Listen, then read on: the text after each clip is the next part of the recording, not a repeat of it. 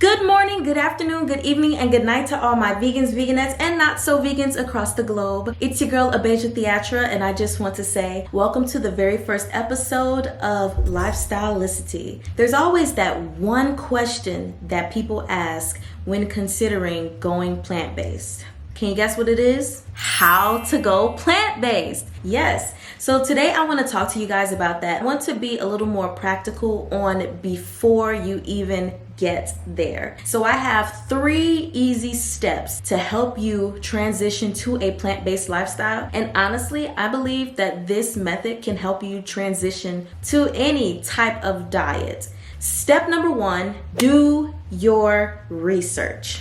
So by this, the first thing that you need to do is figure out what kind of diet it is that you actually want to start pursuing. You'd be amazed how many people do not know the difference from being a pescatarian versus a vegetarian versus plant-based versus whole foods, plant-based versus vegan. So I do encourage you, if you do not have the full understanding, to go ahead and look up those things and see what really works best for you, because they are all different, while they may have some common things about them. After you discover, okay, it's plant-based that I want to do, then this is when you start doing your major research. And I suggest you start doing research anywhere from like 1 to 3 months before you get there, unless you're just one of those people who researches all the time and you're just absorbing so much information and then boom, you're ready to go. But it's okay for you to take your time. So what you'll need to do is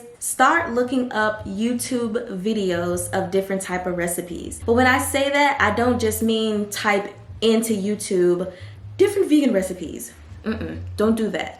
What do you like specifically? Do you like lasagna? Okay, well then look up vegan lasagna recipes. Are you a person who loves fried chicken? Do you like Italian food? Look up the vegan options for foods that you specifically like, not just vegan recipes in general, because what you want to do is find those things that personally fit to you, right? And the reason that I'm saying to look up recipes is because I don't want you guys to do what I initially did, and what a lot of people do is to start off your adventure kind of boring. Now, when you first go in, you're like, okay, this is good, this is great, this is awesome, but I didn't really look up recipes. And so my husband and I were having lots of salad. I made fruit salads, made lots of smoothies. We bought a lot of different processed vegan food options to have those chickens and sausages and all that kind of stuff, but I wasn't really experimenting. The reason I'm telling you to do your research is so you can have fun from the very beginning. There are videos out there where they're like, what a 6-month plant-based person will make compared to a 1-year plant-based person compared to a 5-year plant-based person. It does not have to be that way. You can make 10-year plant-based food in your first month, okay? It's just all about doing your research, because if you just go in head first, you're not really sure what you're doing, except for eating salad, which is what a lot of people assume. But it's not just that. It is so much more. So after you do your research, step number 2 is actually going to be an extension of step number 1. And that is learn about your replacements. In this lifestyle of plant-based and even veganism and vegetarianism, a lot of people like to focus on what they cannot have, and they think, oh, there are too many restrictions in this diet, I can't have this, I can't have that. That is the wrong mentality. It's not about restrictions. Instead of focusing on what you can have, it's better to focus on how to be creative with the items that you do have and how you can transform those things into something else. For example, there are so many recipes and store-bought versions that are already made for you when it comes to sour cream, ice cream, cheese, cream cheese, different types of vegan chicken, and ham, turkey. All of those are out there. And so it is up to you to stop thinking, I can't have chicken anymore, and think, how can I make a vegan chicken? What items am I going to use? What seasonings am I going to use in order to optimize this vegetable, like this oyster mushroom, or in order to optimize this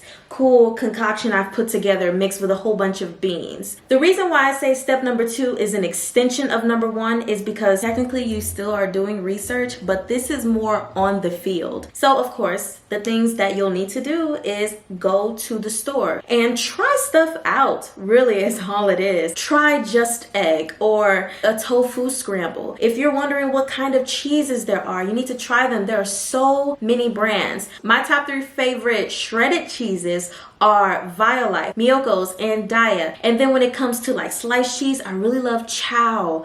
It is so good. And then D.Y.R. But you know, they have other brands like Follow Your Heart, even specific to stores. You know, Whole Foods has their own 365 brand. Kroger has their own Simple Truth vegan shredded cheese. You just have to know those things. When it comes to sour cream and cream cheese, I really love Tofrutti. Even milk. There are so many different kinds of milk. Almond, coconut and almond mixed together, hemp, oat. So you need to know, okay, what do you like? When it comes to your meat replacements, of course, there are the frozen food versions in the stores, but you can also learn how to create your own burger patties using different types of vegetables. Or even, okay, what mushrooms am I gonna use? Like for chicken, I can use a maitake or an oyster mushroom. For shrimp, you can use the king trumpet. For bacon, really small bacon really, you can use shiitake mushrooms. So, you know, try a meal once or twice a week, depending on how many times you cook, and really see, okay, I like this, I don't like that.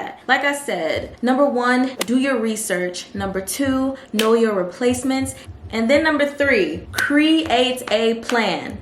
Let me say that again.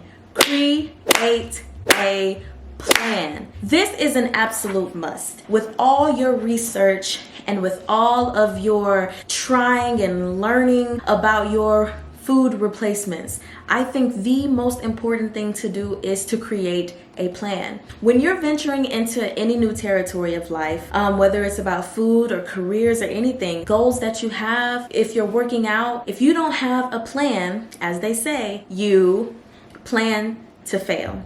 When I say create a plan, I quite literally mean go to the store and buy yourself a planner for the year. Before I went plant-based, I didn't really create a plan for all of the meals that we would eat throughout the year. It was just kind of like a go with the flow at the last minute. Hey, we're gonna go to the grocery store. These are just things that we normally buy, so let's buy those things and then I'll figure out what to make with them along the way. I don't know if anybody else was like that, but I'm just being candid. That was me. So when it comes to being plant-based, now I actually did not do this from the very beginning, but boy, I really wish I had, because it made things so easy and it really took out the guesswork for what we're gonna eat. You know how sometimes you're looking in your refrigerator and you're like, what we gonna eat today? I don't even know.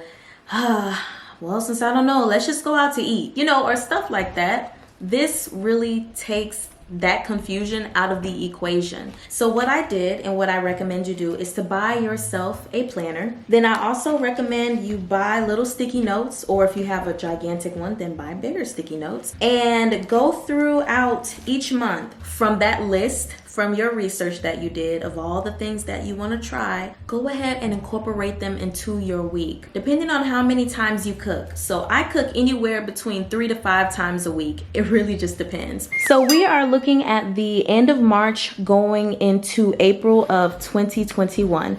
As you can see, when I first did this, I started writing in pen, and I realized that wasn't such a good idea. So the reason I say to get sticky notes is because things change and you are able to pick these up and just move them somewhere else if that's what you want. So you see here, I've got one day I'm gonna make this. It's going to be leftovers, then boom, boom, boom. Going into another week, I've got another plan of the things that I'm going to make. And I literally sat down and did this for every week until July the 3rd. And even though I don't have things planned for the rest of the entire year, there are still certain things that I know my husband loves that I have incorporated that I'm like, okay, we're gonna have this once a month. So let me put this in the calendar and we'll go go from there as I learn about more things I might be interested in. Maybe I'll move some things around so I can try those things and have stuff incorporated towards the end of the year. Why does it look so dark? Hold up. Back.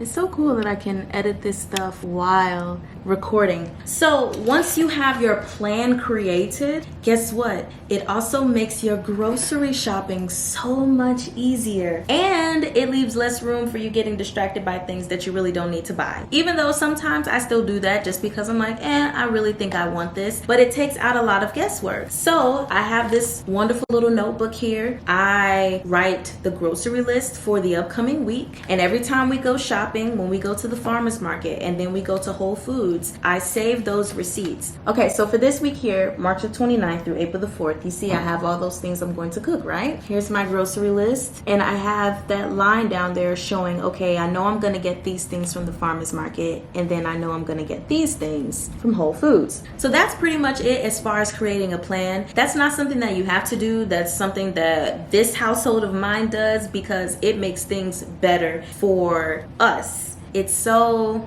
Going plant-based is simple and it is easy. You just have to make sure that you are following good steps, that you're setting yourself up for success by doing your research, learning your replacements, and creating a plan. So you guys, that's really all there is to living a plant-based life and going into your transition. With these 3 steps, it is my belief that you will not fail. It helped me, but I really want it to help other people. So please let me know if it helps you. Also, if you have any tips or tricks for people who want to transition into that plant-based lifestyleicity, go ahead and comment that below. We are all here to help each other. Otherwise, that is it. Just remember that your lifestyle is your city, so take care of it.